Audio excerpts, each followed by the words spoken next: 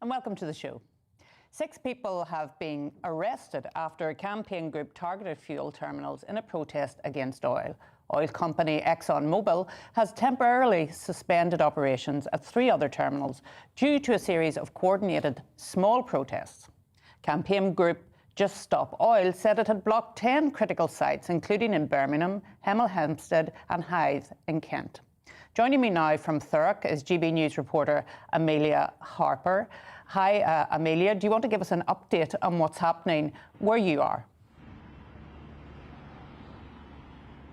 Well, we're here at one of 3 sites across Essex that has been targeted by the environmental campaign group Just Stop Oil. We're here in Askew Farm Lane, and as you can see behind me, we've got the entrance to the company Exxon. There's an oil site just behind here, and we can see that we've got 2 gentlemen standing there with a Just Stop Oil sign. We've got an oil tanker here, and actually you won't be able to see it because we are struggling to see it here, but there is a chap who has chained himself using a D-lock by the neck to the front of that oil tanker in protest. Essentially, what they are saying is they want the government to de-invest in fossil fuel and oil projects. It's one of a number of protests at 10 critical oil sites across the UK. About a 10-minute drive down the road at an Esso, there's a blockade there, and also at Navigate Thames, a site down there as well, that is also being blocked off as well. But here with me, we've got the spokesperson here,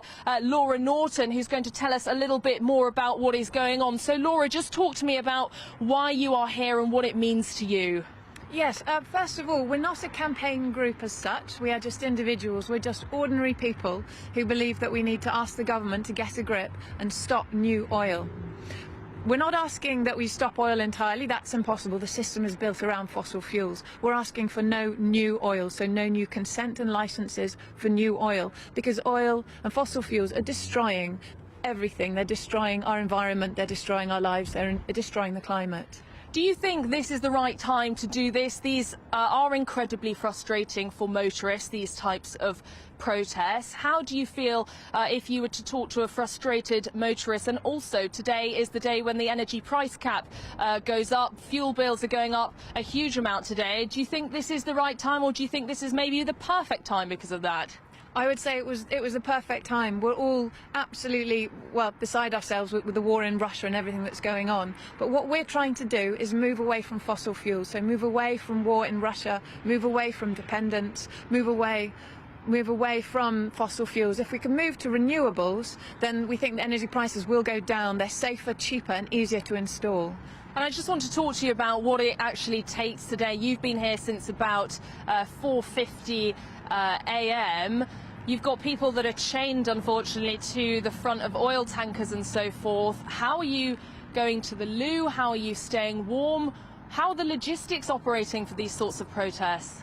Well, we have to admit we're terribly cold. We have been out here since very early this morning. We've got a number of different age ranges. We've got 2 octogenarians here sitting next to one of the oil tankers. So there are lots of people. So some of us will be wearing adult incontinence pants. Some of us will be taking Imodium. So it's uncomfortable. We're not really eating or drinking on purpose. So nobody wants to be here. Nobody gets up and says, I want to break the law. But we need the government to listen and just stop new oil. And if they're not listening to anything else, we think this is our last-ditch attempt, the only way that they might listen. And how long are you going to be here? What are the plans for the rest of the day and the coming days possibly as well? Well, we'd like to go home right now, and we'll go home straight away as soon as the government agrees to no new consents and no new licensing for new oil and gas.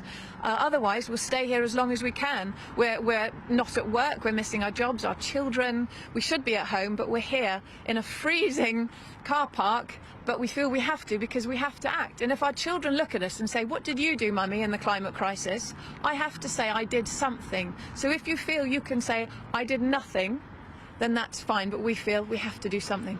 Well, thank you, Laura, for your time. It is incredibly bitter and incredibly cold here. I think it's quite stark, the lengths that they are prepared to go to, such as wearing adult incontinence pads and wearing nappies just to be here for this length of time. It's not clear how long they are going to be here for, potentially the coming days, but they say until the government de-invests in future oil projects.